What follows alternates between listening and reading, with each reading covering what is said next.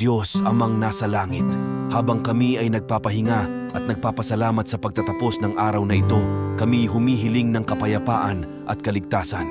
Nasusulat sa Isaiah 41 verse 10 ng iyong pangako, "Huwag kang matakot, sapagkat ako'y sumasa iyo. Huwag kang manglupaypay, sapagkat ako'y iyong Diyos. Aking palalakasin ka, oo, aking tutulungan ka, oo, aking aalalayan ka ng kanang kamay ng aking katuwiran. Sa iyong katunayan, ikaw ay aming kanlungan at kalakasan.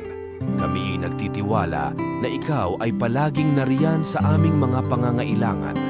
Ang iyong presensya at pagmamahal ay nagbibigay lakas sa amin na harapin ang bawat araw. Sa iyong mga pangako, kami nagpapatuloy na magtiwala at mag-alab na sumunod sa iyo. Salamat, Panginoon, sa iyong pagmamahal at katapatan. Sa ngalan ni Jesus. Amen.